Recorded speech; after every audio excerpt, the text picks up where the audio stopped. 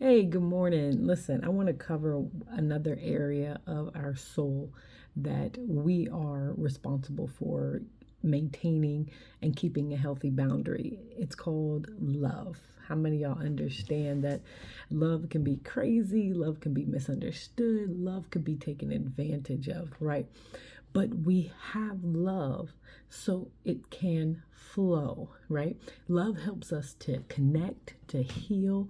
It helps us to forgive. It helps us to restore. There is power in love. That's why love is just not a feeling, but it's also an action, right? What are we doing with it? What we have to allow ourselves to open up to receive things to come in, but then we also have to allow it to flow out of us. That's the ability that we have to give and to respond is one of our greatest gifts that God gives us.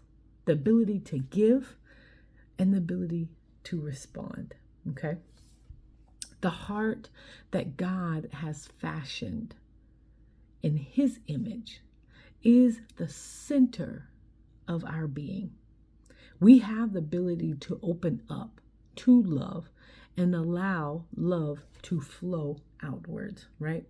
But one of the couple of things that keeps us from giving and receiving, stopping the flow, hindering that flow, is hurt, right? Pain, whether it's from the past or the present, right? And fear. These things hinder us from giving love and from allowing love to flow in. Because if love flows in, guess what? Then it has a chance to heal. It has a chance to restore. It has a chance to forgive. And again, to reconnect us back to the body of Christ.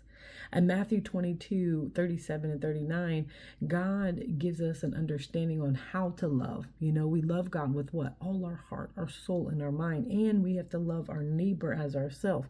But then 2 Corinthians chapter 6:11-13, it talks about how we receive love. And he's talking to the disciples and how we should open wide our heart.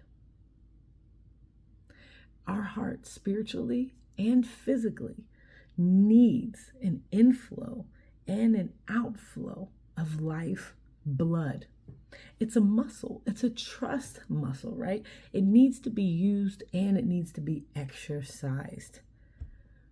Dr. Henry Cloud, in his book, in this topic of love, right? This area of our soul that we need to have a healthy boundary of, he says that love concealed or rejected can both kill us. Concealed or rejected can kill us. Our loneliness is a result of our lack of responsiveness. Why do we feel lonely? Why do we stay in a place of despair? Do we refuse to fight through the pain? Do we refuse to deal with the situation in an uncomfortable place? Right? Do we feel like we're not worthy anymore? Those are some questions that we have to ask. But yet God has given us the grace to give and to receive love. So if we're not functioning in that place, that capacity that God gives us, then we have to adjust. We have to self-evaluate why our flow is blocked and why we're not being effective in the way that we are designed to be in the beginning. It's our responsibility to allow love to flow in and out of our hearts. God bless you and have a loving and refreshed Friday.